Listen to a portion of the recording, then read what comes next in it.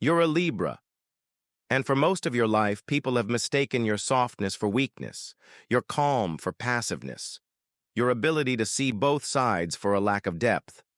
But the truth is, they don't even know half of what goes on inside you. Because Libra, you've spent your whole life balancing everyone else, their emotions, their chaos, their expectations. You've been the neutral ground in the middle of storms, the peacemaker, the one who keeps things calm, light, and fair. But inside, there's a war between what you really want and what you're afraid will make others uncomfortable. People say you're indecisive. That's not the truth. You know what you want. You're just too used to questioning whether you should. You second-guess yourself because you've been trained to read a room before you even speak. You filter your truth through everyone else's potential reactions, and in the process, you've gotten used to betraying yourself. You laugh things off when they hurt. You go silent instead of arguing. You forgive people who never even apologized. You smile through things that low-key broke you. Because deep down, you're scared of being too much, too direct, too real, too different. You've watched people pull away when you drop the mask. So now, you hesitate. You default to nice. You downplay how deep your mind really goes. But Libra, the real you, isn't light. It's layered and emotional and complex. You don't just want peace. You crave connection, soul level, energy you don't have to tiptoe around. But you've spent so much time keeping the peace for others that you forgot what it feels like to keep peace with yourself. Let's go deeper. Where did that start? Usually young. Libras were often the emotional glue in homes that didn't know how to regulate conflict. You were the one trying to make people laugh in the middle of tension. You distracted, you absorbed, you lightened the energy. Because if you could stay calm, maybe things wouldn't fall apart. But that coping skill, it became your identity. And now you don't know how to process your own chaos because you're always trying to manage everyone else's. You were taught early that harmony equals safety, that if you stay neutral, they won't hurt you. If you don't take a side, you'll be liked. But deep down, you resent it. You get tired of being the likable one. You get tired of being understanding. You get tired of having to act like you're okay when you're not.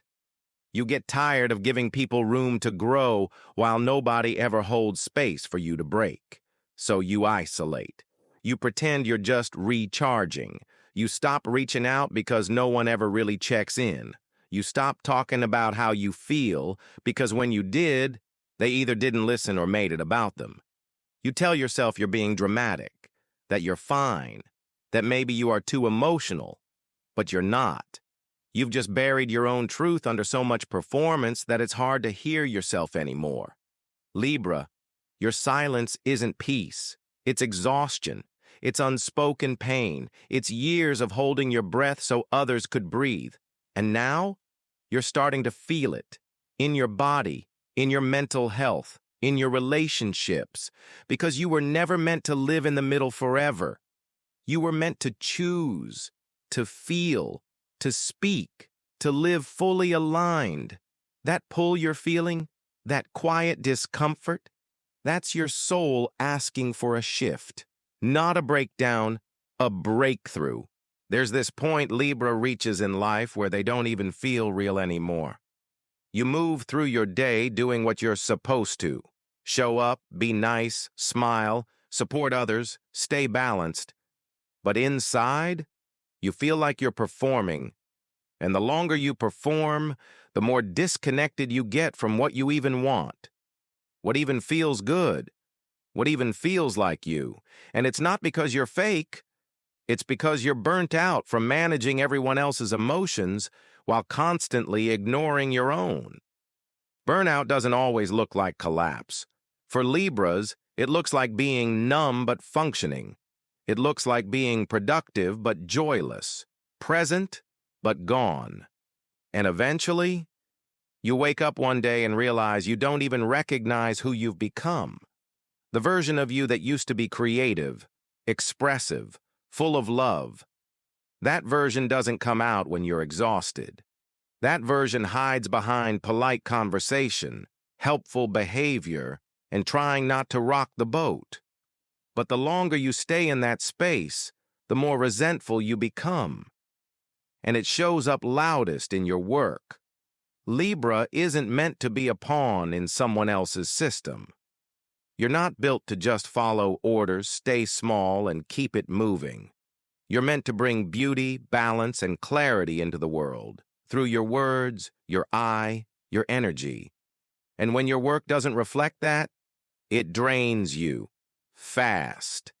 The jobs that kill your soul are the ones where your ideas don't matter, where the environment is messy, unaligned, aggressive, or chaotic, where people don't listen, or worse, pretend to. You can work hard, you can be disciplined, but if the vibe is off, you'll start shutting down without even noticing. But when you're in the right space, the version of you that shows up is magnetic. You're diplomatic, fair, charming without trying, and deeply tuned into the energy of everyone around you. You can build teams, lead through harmony, or design something that feels like truth. You don't need to be the loudest voice in the room, just the clearest one. And that's part of the misunderstood energy of Libra. People think you're soft, passive, apathetic. But that's only because they've never seen what happens when a Libra finally speaks their full truth. No filter, no compromise, no fear. You don't just speak clearly.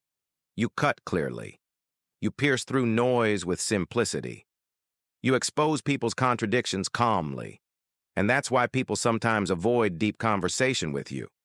Because on the surface, you're sweet. But underneath, you see things. You notice what they don't say. You feel when something's off. You catch people in their own contradictions without even trying. And that makes people uncomfortable, especially the ones who only want surface-level connection. That's why you sometimes get ghosted, avoided, or misunderstood. But that's not your problem. That's just proof of your depth.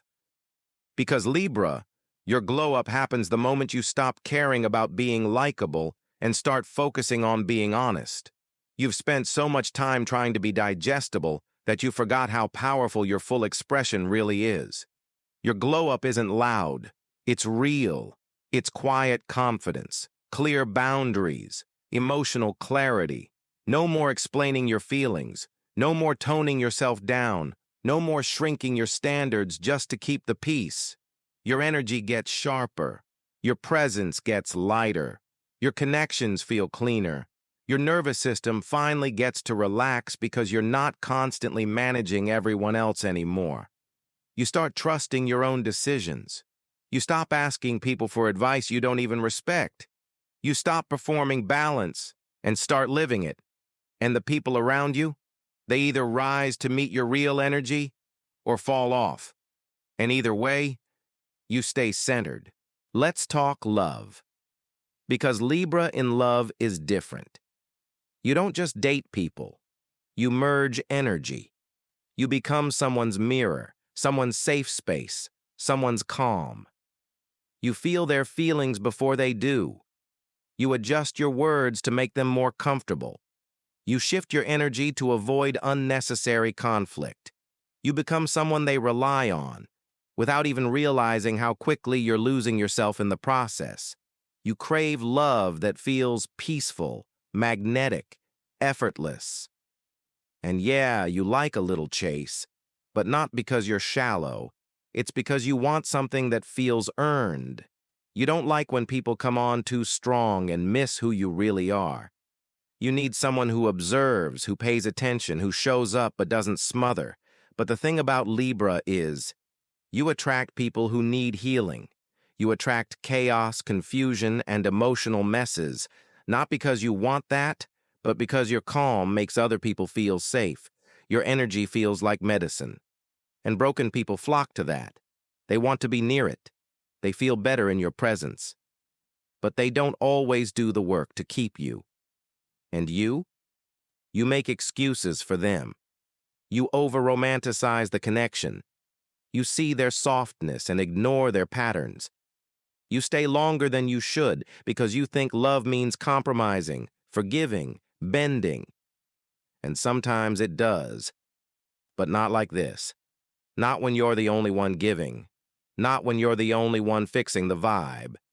You fall for words over actions. You believe the energy before you see the proof. And deep down, you want something so emotionally soft, so aesthetically aligned, so soul-connected, that you'll keep trying to make it work, even when it's clearly not. But Libra, not every connection that feels good is meant to stay. Some people just show up to remind you how deeply you're capable of loving. Others, to remind you how much you've been ignoring your own needs. You need a partner who doesn't just love your light.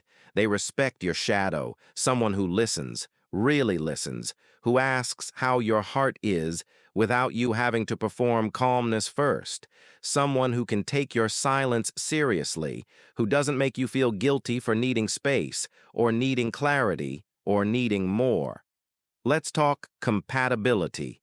You do best with signs that bring stability, depth, and emotional maturity. Taurus can ground you. They move slow, steady, with intention. Their peace matches yours. Aquarius is your cosmic match, but only if they're emotionally developed. Otherwise, you'll feel emotionally abandoned. Leo can spark passion, but only if their ego doesn't overtake the connection. Sagittarius brings fun and flow, but you'll feel unseen if they don't learn to slow down. Gemini speaks your language, mentally, creatively, socially, but if they're not grounded, they'll confuse your balance. Cancer is emotionally aware, but can trigger your need to fix. You'll end up absorbing their moods if you're not careful. Capricorn brings structure and discipline, but they'll need to soften. You'll need to assert. It only works if there's space for both. The signs to be careful with? Aries may move too fast and bulldoze your voice. Scorpio can get intense. It'll feel magnetic, but emotionally exhausting. Virgo may trigger your indecision. Pisces can feel dreamy, but lack clarity, and you'll end up leading the emotional tone too often. Now here's something people forget about Libra. You detach in waves. You don't walk away all at once. You start by caring less. Then you stop trying. Then you mentally leave. And by the time you're physically gone, you've already rehearsed that goodbye 10 times in your head. And they never see it coming. Because even when you're done, you're still polite, still kind, still checking in here and there. But inside, you've already made peace with the ending. And that's what makes people chase you after the fact, because your absence is louder than your presence ever needed to be. Here's the bonus truth. You flirt without realizing it.